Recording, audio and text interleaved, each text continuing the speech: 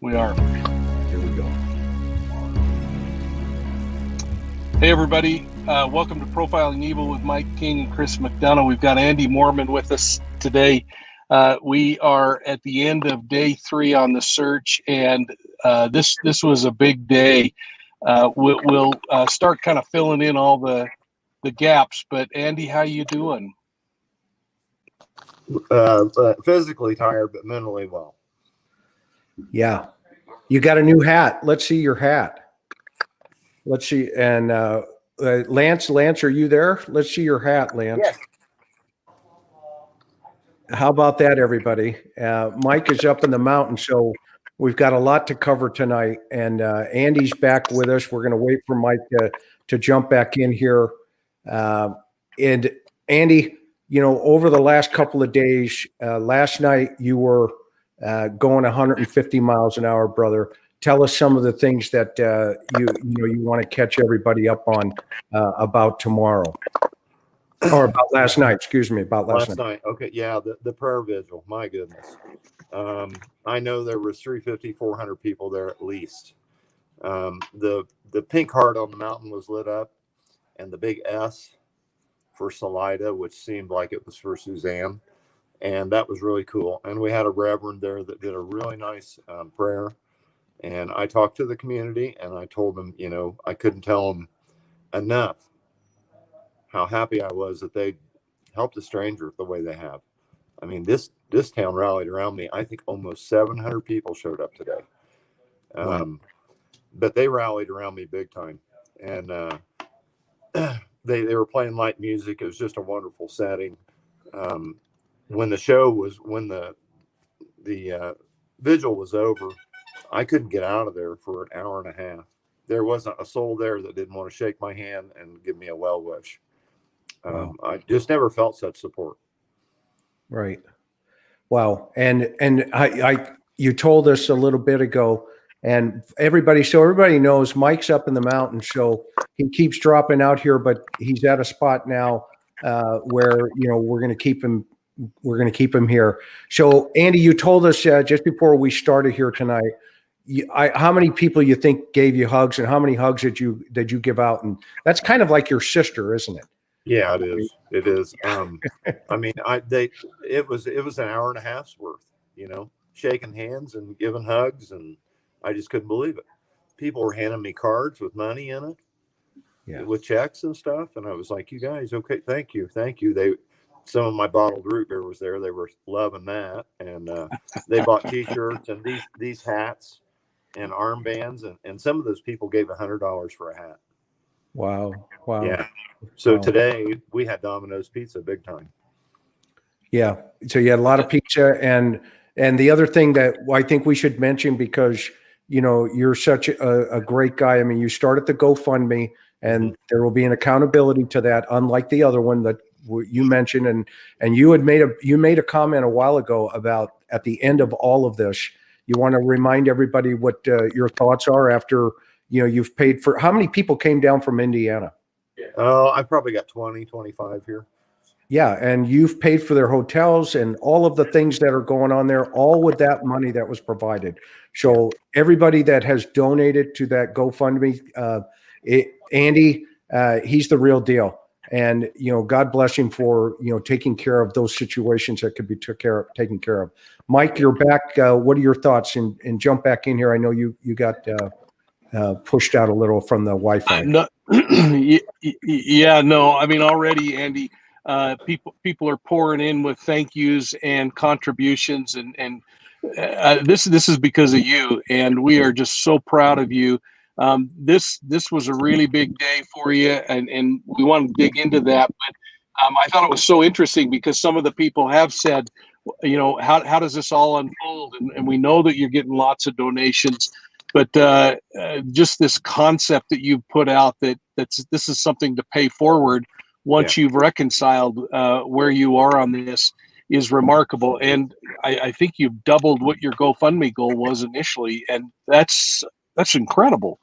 Yeah, it is. Absolutely. Anything left over, I'm telling you right now, CVI and the Sheriff's Department down here are going to get a drone or something that they need. I'm Okay. gonna use every penny. That's of it. fantastic. Yeah.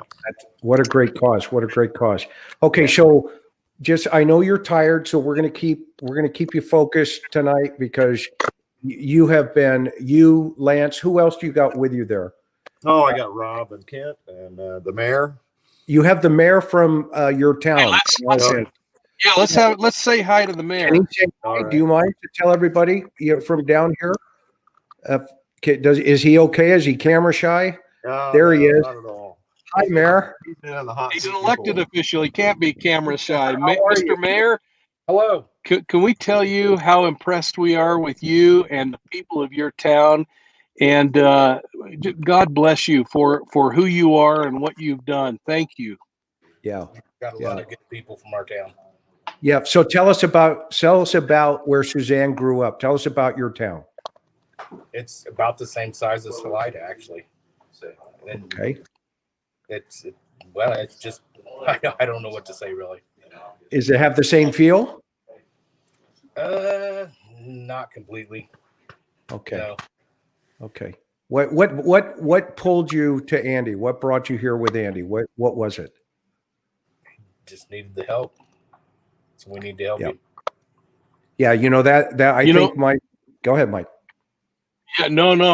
So, Mr. Mayor, I've been in politics most of my professional career, working for attorneys general and county attorneys, and just who you are and what you just said sets you apart from many.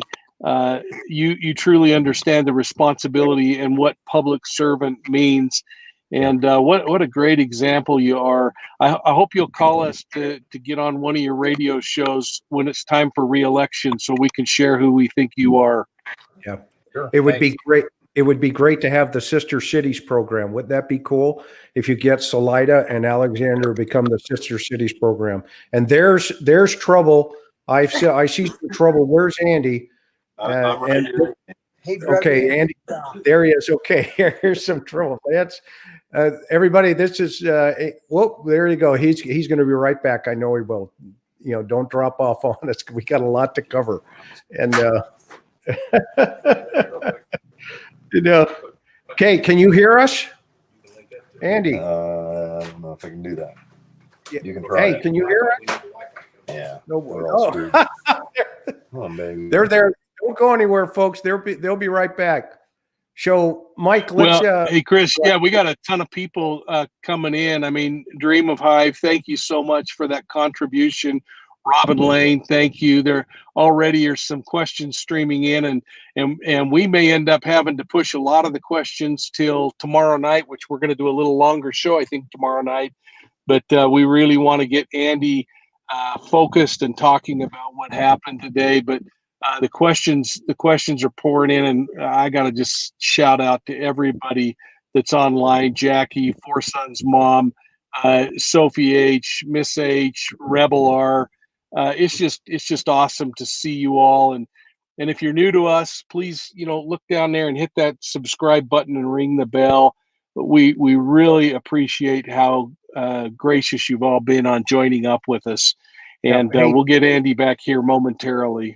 Yeah, Tim, maybe you can shoot a call into Lance and see if we can get him on speaker. Do you still have his number from last night? If not, I'll text it to you, Mike. But let's keep everybody moving here. Let's show him some of the heat maps. Oh, here he comes. Hopefully he's going to be able to come back in here. And then let's get into it. Well, we've got Wi-Fi. That Wi-Fi is really sickly. Great. Okay, you're back. That's okay. That's okay. Well, Lance broke the camera, for God's sakes. Okay, so let's talk about your progress today. You've got some great things you want to report. Yes, So- absolutely. Well, let's look at the map here for a minute, because what we want to do is show you how much you have traveled. Mike, tell him what these wonderful searchers have done. Yeah, in 3 days, Andy, you've covered more than 4,500 miles, 4,500 miles. It is phenomenal, and of course the map indicates areas where you've really spent a lot of time and a lot of concentration. I know there are a couple of areas you can't talk about today, but maybe you can just chat a little bit about about this and what the technology's showing us. Yeah, I mean, that's just unbelievable. I told you we had 555 yesterday and 700 today, and that's just unbelievable to me. The searchers have been great too. Nobody's injured. They're all accounted for. Everything's good. And everything's copacetic with the sheriff department, CBI, FBI. Everybody is working on the same team with you. Yeah, I mean, they are working with me. They want me to report everything directly to them immediately, and that's not always as easy as it seems because of the coverage up there with cell phones. But we're getting it done. We're getting it done. I got a little bit of a hot seat today, but it was all right. Well, you're Suzanne's sister. You can do that, or you're Suzanne's brother. You can do that. Yeah. How has the Esri technology played a role in what you feel in terms of its comfort level to coming back at night and seeing these heat maps like Mike puts up? How does that make you feel, knowing that you're covering certain grounds? Has it helped you to prepare for the next day? Oh, absolutely. It's everything to me. I look at this thing every morning and I'm like, okay, we've got this area saturated. We've covered it. Yeah, maybe we found a couple of things there, but we need to move over here. And it's helped me tremendously. And it has helped me divide and dispatch my teams as well. Okay. Yeah. And that can't happen without volunteers. And everybody that has volunteered, we want to give you guys a shout out. You know, everybody that from Salida, from Indiana, from around the world, whether it was water, whether it's prayers, anything, you folks have done this search with this man who's on a mission to find his sister. We can't say thank you enough from Profiling Evil. And Andy, you know, your dad is going to be so proud of you, and your family, we know, is going to be so proud of the results. Now, we understand you have some really interesting things you want to share tonight. So let's get that moving here. Maybe we can tee up some photographs here. Okay. Very good. So you concentrated on some areas. Kind of give everybody a big picture of the areas where you felt you wanted to go.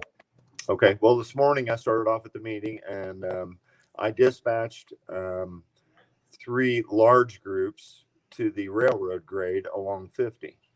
And we knocked that out by noon. From there, we moved into the White Pines area.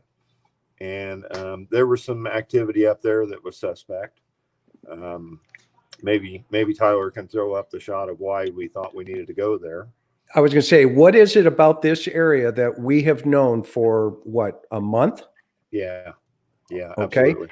Yeah. And we have had this information for quite some time, and we feel that it's okay to release it tonight. Are you still comfortable with that? Absolutely. Yeah. Yeah. Okay. So first time you've ever seen this from Profiling Evil, one of our engineers and one of our guys on our team identified this spot. And it was Tyler, everybody. Yeah. It's Tyler from our team. So let's show them what we're going to reveal to the world. Go ahead, Tyler. Let's tee it up. Let's zoom in. Yeah, so let's zoom in on that. Can everybody see this picture? Go ahead, Mike. And Andy, we'll let you describe this and why this is an interesting picture. Well, it was day 3 after Suzanne went missing, which would have made it 10th, 11th, 12th, 13th of May. And Barry stopped the truck, got out, and said, I need to look over this bluff and see if maybe somebody threw her over there. So we marked that spot, and Tyler was smart enough to get us coordinates to that exact spot. We went up there today, and guess what? There's no bluff on the other side of that hill. There's bluffs all over up there, all right. You don't want to miss the road. But where he's laying and on above, there are no bluffs there. And that really confused me today. So I don't know whether he was just exactly exhausted, but that wasn't even a terrible hill to walk up. It was a terrible drive to get there. But he was exhausted at some point and laid down there, and he had suspected maybe somebody threw Suzanne over a bluff that didn't even exist. So I can't explain that. So, guys, everybody, so let's talk about what we call triangulation in a behavioral analysis aspect. So, what triangulation is sometimes in personality type, they use a rescuer. It's called a rescuer, and a rescuer goes back to the victim with a message from the person who is causing the problem. Okay. And that person goes back to the victim, and then the victim goes back to the suspect. Okay. Well, in triangulation, individuals surround themselves with people they can direct to create narratives. Okay. They can direct and create narratives. And that's why they call it triangulation. You have the person who's creating the problem, who goes out to a person who is, they call the rescuer, and the rescuer goes up to the top to who they call that this guy up here is basically the victim. Okay. Then the victim comes back to the suspect. So in triangulation, in law enforcement, whenever you would see somebody come into the police department in a homicide case specifically, and Mike, you know where I'm going here, and they say, hey, I wasn't involved in this case. I've got my friend out there. Okay. He's in the lobby. Go ask him. He'll tell you everything you need to know. Okay. That's called triangulation. Okay. So when we heard about this a while ago, and we knew that after today, that area would have been searched, and other folks, investigators, had been processed those areas out there. Okay. This individual, and I'm not going to name his name, this individual, I'll let Andy do that because this is his situation. This individual went up there with another person. Okay. Walked up, and Tyler, let's put that picture up there again.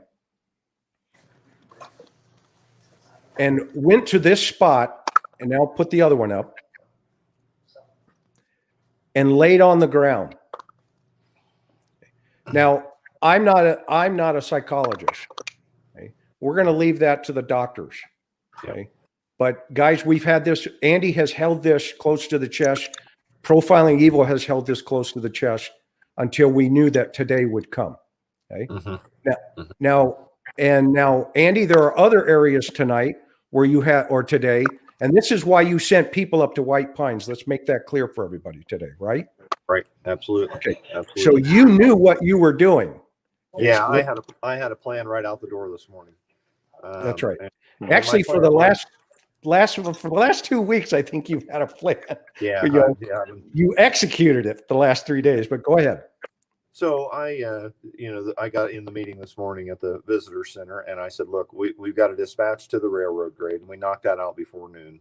We went to this White Pines area, which I'll be honest with you, didn't turn up a darn thing. Okay. All it did was reiterate that maybe what you're seeing didn't quite what you think it should be, blah, blah, blah. So I did not go up there until noon because I was on the riverfront. And the riverfront is the house that was under construction, where early on in the investigation, CBI went in and cut up a concrete floor. I did not feel like they had searched the riverfront well enough. So I went down there with permission from the neighbor to access the riverfront, and we took some searcher dogs down there. And guess what happened? Now, these were cadaver dogs, right, Andy? Right there's what happened. Yeah, these were cadaver dogs. Okay. I got a probe in my hand, and the dog hits on an area down there. And that's called a passive hit. That's called a passive hit. A passive hit, correct. Okay. So the dog handler looked at me, and the dog returned to her, and then the dog went back and hit on it again, a passive hit, and then returned to the dog handler, and then went back again and gave a passive hit. So I started to head up towards the Morphew property up at Puma path, and I called Chris and told him what had happened. He's like, listen, you need to turn right back around and go down there and call FBI and CBI and get them down there. Show them what you saw. So they did come back down there, and for about the next half an hour, they debriefed the lady who handles the dogs and asked her about the behavior of the dogs and how they behave when they sniff on something or give a passive signal like this. And she explained it all. And so now that scene has been turned over. And while we wait for him to come back, Chris, I just want to make mention. I mean, this dog is not. I mean, this is a veteran cadaver dog. This thing has been proven on other cases. That's really kind of interesting to see. And of course, there could be lots of explanations that come down the road. But these dogs are trained to do one thing and one thing really well. So that becomes really significant. This is a really interesting development today. And it was based on a tip that actually we picked up through the evidence room, I think, wasn't it? Yes, and we're not going to name her name, but yes, absolutely. It was a gal who. Okay, Andy's back, and we'll let him finish it. But yes, Mike, and we're going to definitely touch on that. That great point. So Andy, you dropped off. Who'd you turn the scene over to? FBI and CBI. So they came and they secured the scene. And what are they going to do? I believe they're going to go in there and process that scene now. Okay, so and I'm happy for them to do it. Absolutely. Absolutely. That's the right thing to do. We don't want to be involved in that. And everybody in this channel and everybody in this search, and one thing we have to keep in mind, guys, okay, this is what they call a passive hit. Now, the fact that this dog is a veteran cadaver dog with other experiences, with positive experiences, positive hits, we're not going to go into who the dog is or the handler. Okay. No. We want to keep that stuff on the QT. However, as a result of that, because of the dog's history, it was enough to say, okay, we better get some more resources down here. Now, here's a couple of scenarios. It could be something. It could be nothing. And meaning it could, let's say, a piece of equipment had sent to it. Okay. And let's say that equipment was utilized. Okay. Mm-hmm. The dog would hit on that scent. Okay. Mm-hmm. So let's just keep everybody, let's all just kind of stay together as a family and as your family, Andy, right? And as a PE family and a crime community family. Let's wait, be patient, and let the authorities do their thing. I'm here to tell you what we saw today. These guys are on top of it. I feel very confident saying that personally. Mike, I know you do.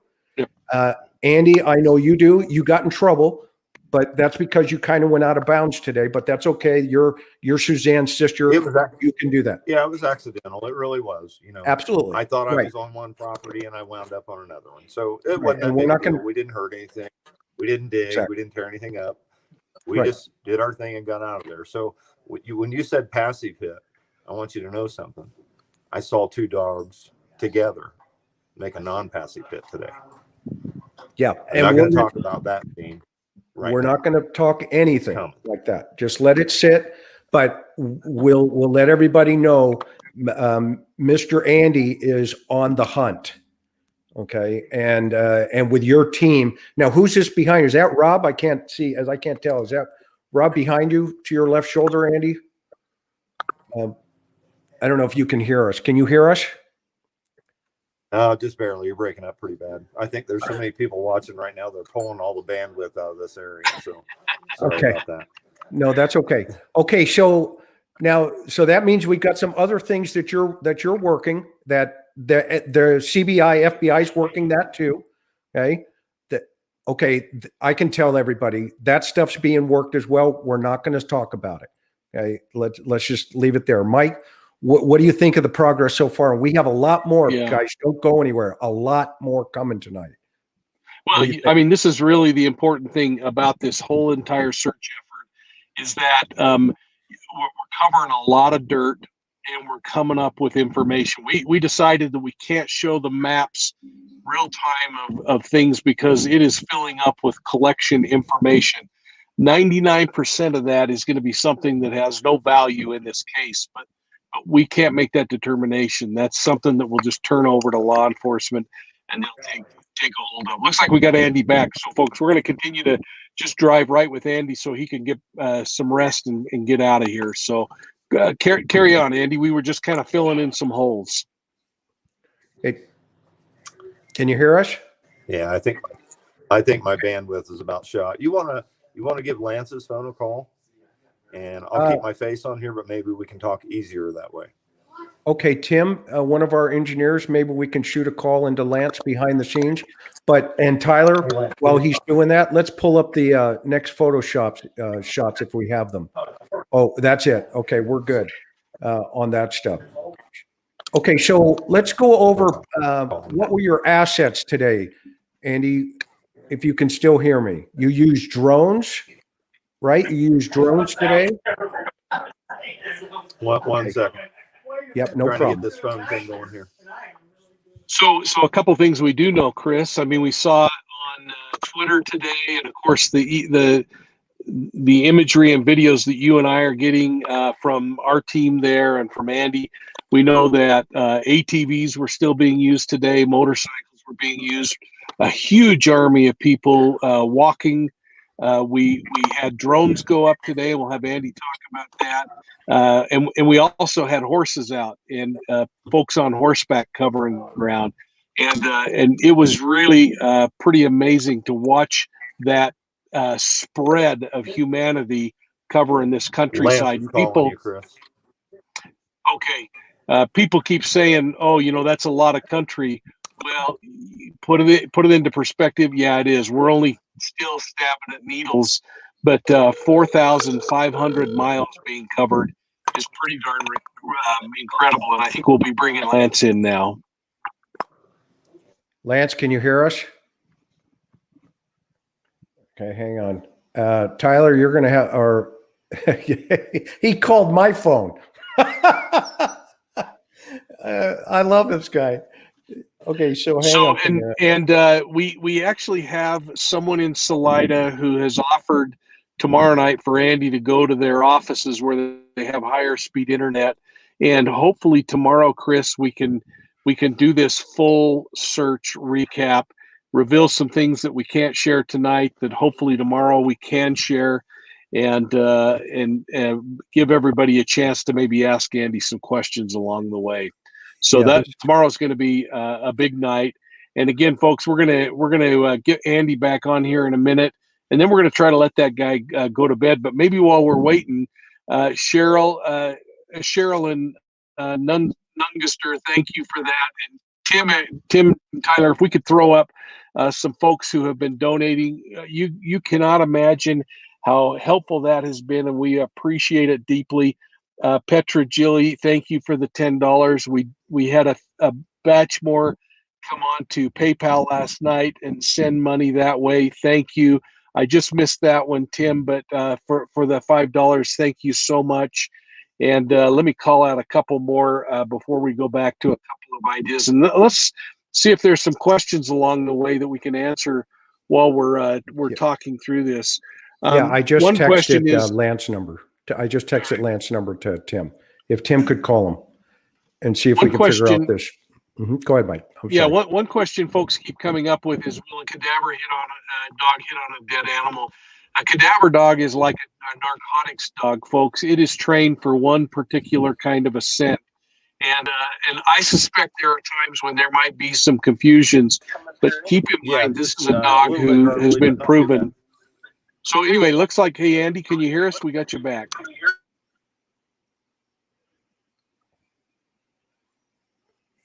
Yeah, the Salida, you guys got to get some bandwidth. Okay? We will talk about that piece of the puzzle. We love you guys out there, but we need some bandwidth out there. So let's talk a little bit more about the what it means to be a passive hit, Mike.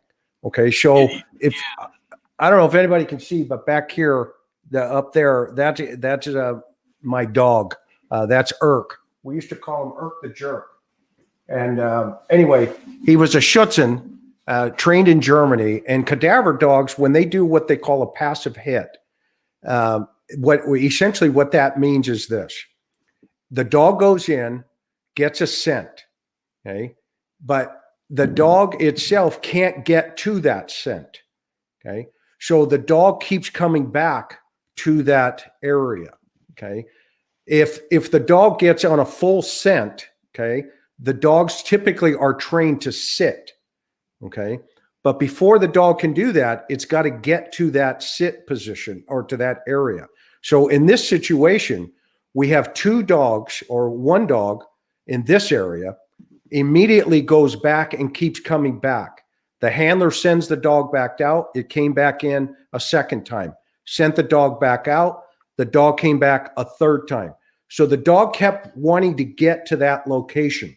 So the only thing you can do is what Andy did is prod the ground to try to pull scent up for the dog. Okay. Now, in this situation, it was enough for the CBI and FBI to say, time out, we got this. What will typically happen in a situation like this then is, because Andy is Suzanne's brother, he's just a citizen. He has reported this to the authorities, and now what they'll do is get a telephonic search warrant for that property typically. Okay. And if it's a river situation, then that could be a federal situation because, Mike, who's the authority over the rivers and stuff like that, right? The Bureau of Interior and I mean, those get into really sticky grounds that can become real legal challenges. So this is awesome that the Bureau has taken this over, because they now have the ability to go in and get those things solved pretty quickly. Yeah, and so they'll do what they call a telephonic search warrant, and typically what happens is the agent who got the information, or if it's the sheriff's department or whatever, okay, what they'll do first of all is they're going to bring their own dog in. Yeah, I mean, that would be typical protocol. Bring another dog in and let that dog work the scent a little bit more and see if that dog gets a bigger hit. Okay. From that point, they'll get a telephonic search warrant. Okay. And what that means is they'll call a judge. Okay. They'll type up their probable cause and they'll get on a three-way call between typically a DA, a judge, and the investigating officer. And they'll say, Your Honor, we're at such and such so-and-so. We have probable cause to believe that this dog who's training and experience, and they'll go by the dog, okay? And then we called a second dog who had the same experience. We would like to get a telephonic search warrant to process this as a potential evidentiary nature, okay? Everything gets shut down. It could take some time. I noticed the sheriff's department had been sitting out there all day, okay? So that could be some time that they're trying to, get to, okay? Man, it looks like I'm the only guy with bandwidth tonight, so that's a good thing or a bad thing. We'll see. But anyway, folks, so that's kind of how that piece of the puzzle works. So hopefully that we've explained a little bit about that. The next scenario now after that is once that's done, obviously they're going to do what they call bag and tag. If they find something in that particular environment, what you're going to see basically, you will know if it's something significant, if it is basically becomes an archaeological dig. Okay. And once that happens, then I think everybody in our community is able to say, and welcome back. I don't know why Tim's here, but there he is. I love it. Once that happens, all of that evidence will be collected and, whatever, if it is anything, and it'll be processed. And so always let's bear in mind, the law enforcement authorities in that area, CBI, FBI, they know what they're doing.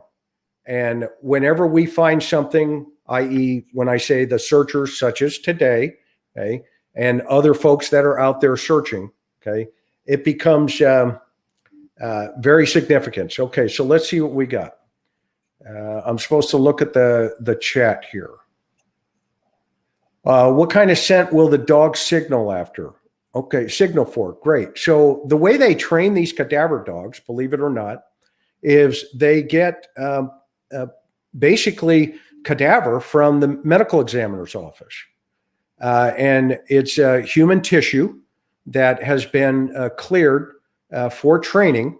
Okay. And they put that human tissue out in a field environment, and then they start working through, how that dog will respond. And over time, the dog starts to catch that scent. Okay. And that's how they train these dogs. They're fascinating, animals. I mean, I think everybody knows that.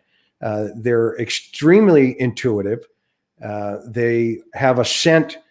Maybe one day we should have one of these handlers on here to talk about, what exactly that training looks like.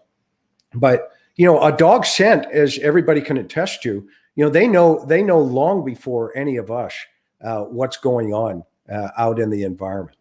Okay? I mean, if we haven't seen our dog, sit in the back behind us, and then all of a sudden jump up and realize, hey, there's somebody at the door, long before that person actually hits the door. Okay.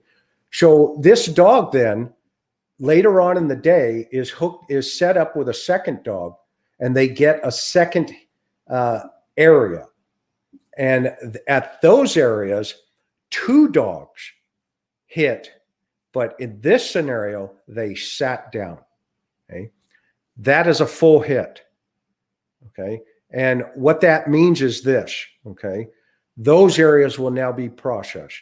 Right now, those areas are confidential, and we're not going to reveal them, but we can tell you it's happening, okay? And what it is, we don't know, okay? We don't know any one of these areas right now. And you know what? Like everybody else, we don't want to jeopardize or, compromise any investigation. Mike, that looks great. That looks awesome. I'm using my iPhone now. I've lost everything. You're kidding. You look awesome. Okay, so what I was just going over is how the cadaver dogs are trained, and the scent scenario. Okay, and then how the evidence will be potentially could be processed, and then what will happen from there. And it looks like Andy's coming in. If he gets, oh my gosh, if he's got great coverage now too. Man, I think our audience will testify. Detective McDonough was throwing, plates and spinning. That's right. Okay. So you left where we left off, double hit, sit, and then off the other way.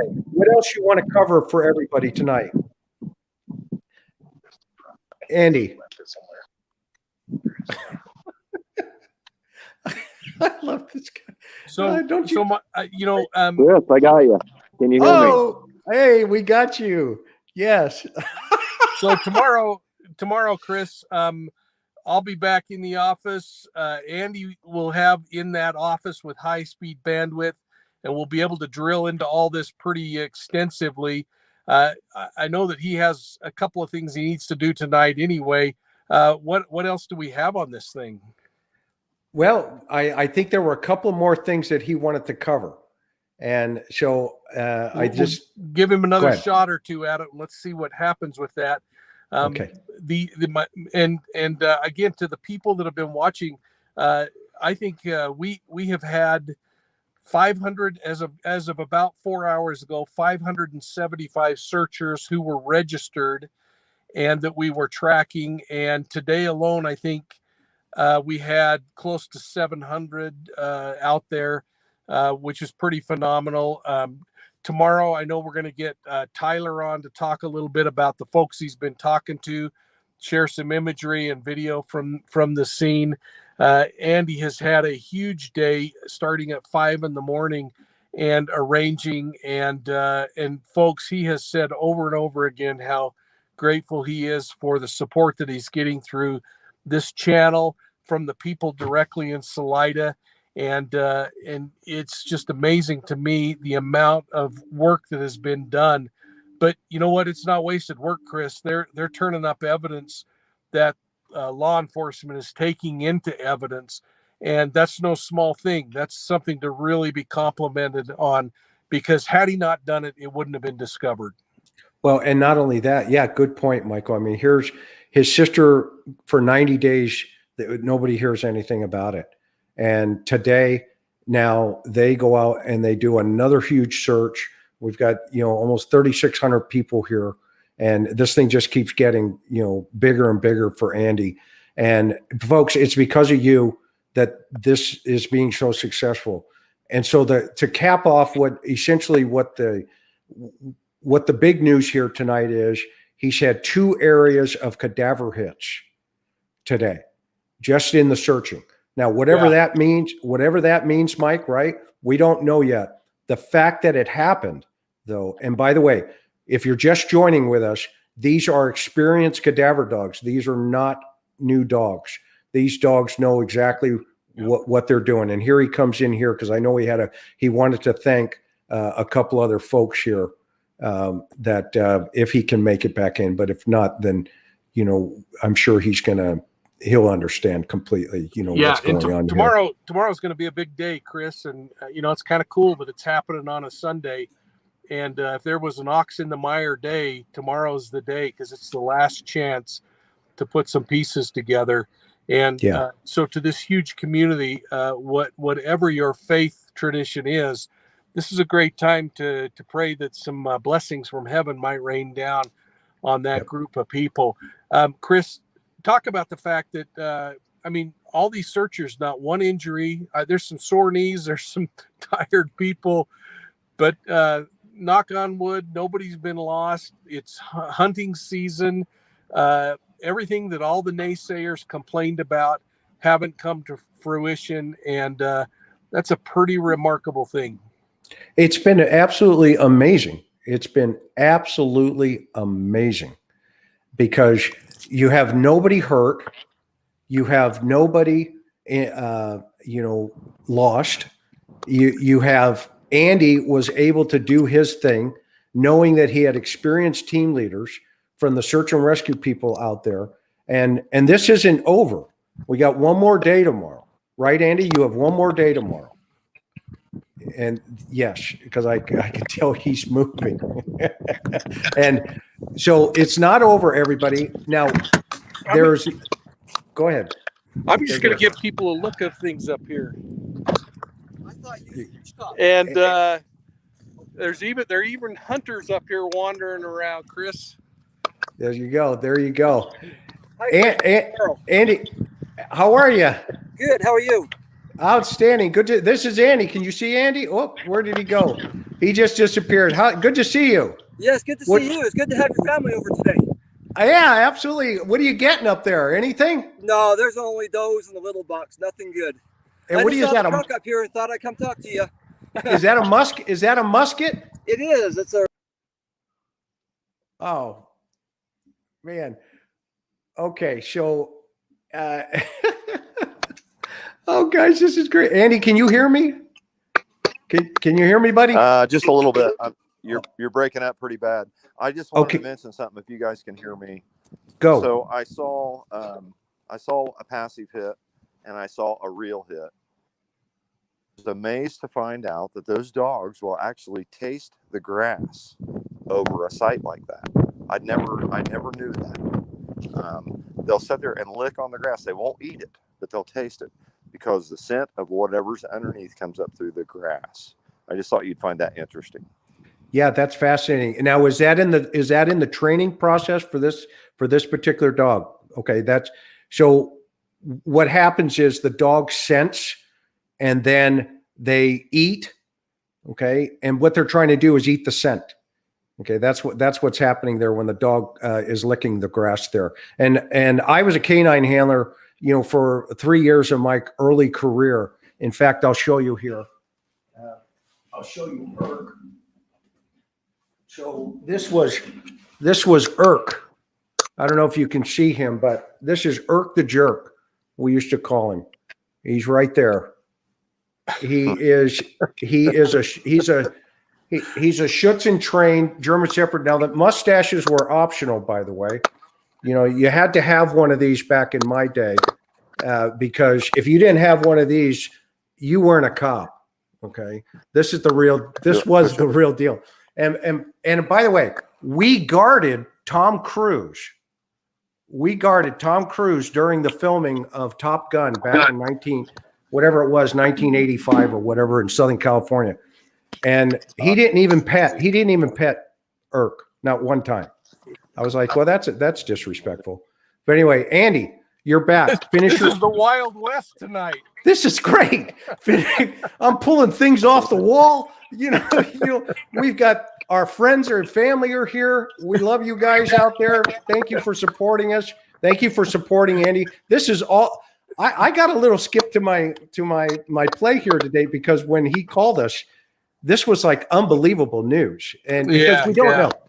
And what's the big picture? One of the questions people tell us is, people were asking, what does this mean? How long do we have to wait? Here's the answer. Okay. We don't know, and we'll wait. Okay? Whatever that means, CBI, FBI, and the sheriff's office has the investigation. I mean, the investigation is the important thing here, folks. This isn't live television. I mean, this is about an investigation, and we're really lucky because we're doing some stuff that's never been done before.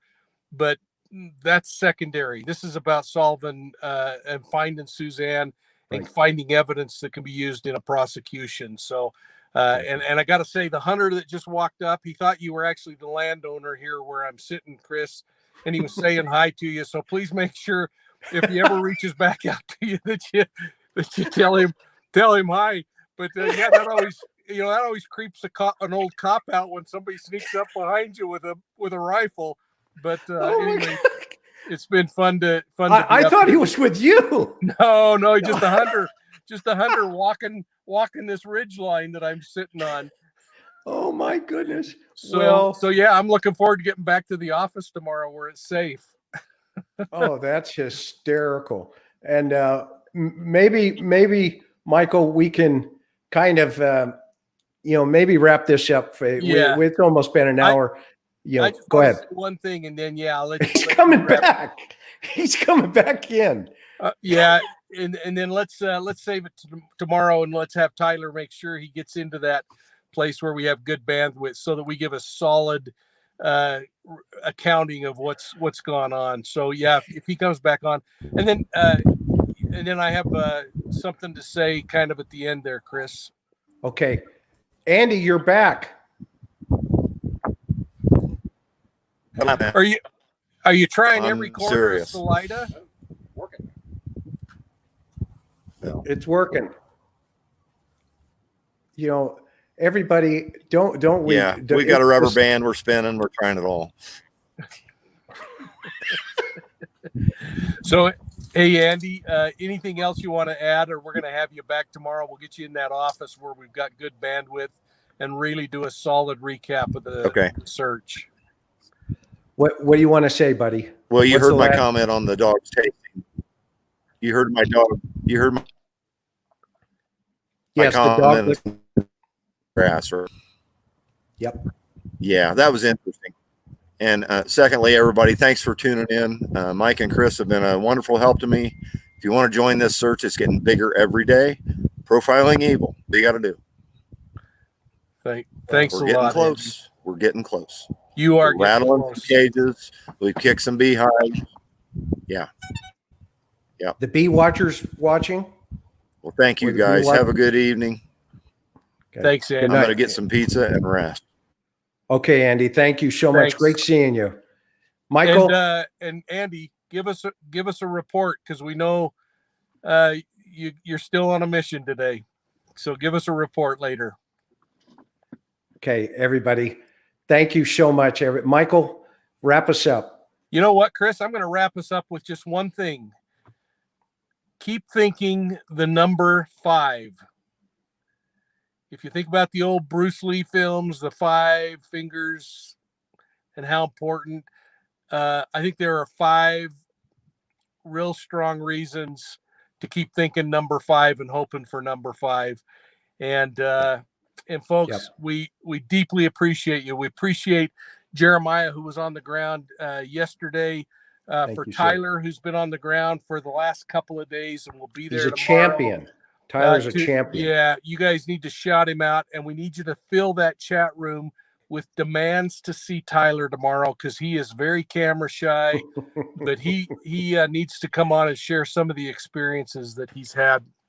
And until we talk tomorrow night, just remember, keep uttering some prayers. Sunday is for most Christians the day that they worship, and what a great time to pull it off. For those other faiths that worship on Fridays and other days, whether it is in your synagogue or your mosque or within your individual sanctuaries or even at the foot of your bed, keep this family in your prayers, because tomorrow we hope some big things are happening. And thanks again. Have a good night. And hit that subscribe button, everybody. We love you. See you tomorrow. Please do. Thank you.